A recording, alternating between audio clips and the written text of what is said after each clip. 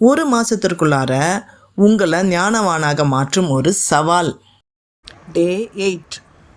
பார்வோன் யாரிடத்தில் உன்னை போல விவேகமும் ஞானமும் உள்ள வேறு ஒருவனும் இல்லை என்று சொன்னார். இந்த கேள்விக்கான பதில் யோசேப்பின் இடத்தில் சொன்னார். இன்றைக்கான என்ன கொஸ்டின் பார்த்துடலாங்களா? எந்த புத்திரனின் ஞானத்தை விட சாலமோனின் ஞானம் சிறந்ததாக இருந்தது? எந்த புத்திரரின் ஞானத்தை விட சாலமோனின் ஞானம் சிறந்ததாக இருந்தது?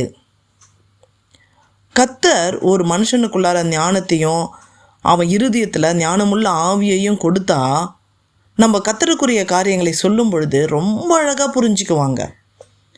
போதகர்கள் சொல்லுகின்ற அந்த தரிசனத்திற்கு ரொம்ப அழகாக இவர்கள் அந்த தரிசனத்தின் திட்டங்களையும் எல்லாவற்றையும் மிக அழகாக புரிந்து கொள்வார்கள். ஆமாங்க, யாத்திராகம் 28 ஆரோனை ஆசாரிய ஊழியத்துக்கு ஏற்படுத்துன்னு மோசேவை பார்த்து கர்த்தர் சொல்கிறாரு.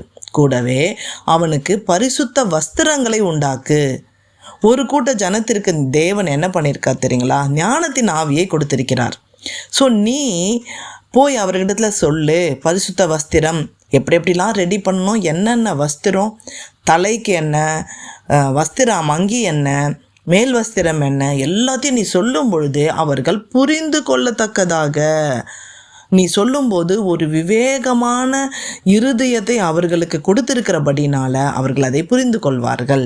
ஏன்னா நான் ஞானத்தின் ஆவியை கொடுத்திருக்கின்றார். கிறிஸ்துவுக்கு பிரியமானவர்களே, இன்றைக்கு உங்களுக்கு இந்த ஞானத்தின் ஆவி கர்த்தருடைய வார்த்தையின் மூலியமாக, கர்த்தருடைய பிள்ளைகள் சொல்லுகின்ற வசனங்கள் மூலியமாக, உங்களை வழி நடத்துகின்றவர்கள் சொல்லுகின்ற வசன ஆலோசனையின் மூலியமாக கர்த்தர் ஞானத்தை கொடுக்கின்றார். மோசே பேசும்பொழுது விவேகமான இருதயம் உள்ளவங்களாம் அதை புரிந்து கொண்டார்கள். ஏன்னா ஞானத்தின் ஆவியை கர்த்தர் அவர்களுக்கு கொடுத்திருந்தார். நீங்களும் கூட இப்படிப்பட்டதான ஆவியை பெற்றுக்கொள்ளும் பொழுது கர்த்தருடைய காரியங்களிலே நீங்கள் மிக எளிதாக புரிந்து கொள்வீர்கள். இந்த ஆவி இருந்துடுச்சுன்னா உங்களையும் கர்த்தர் அழகாய் நடத்துவார்.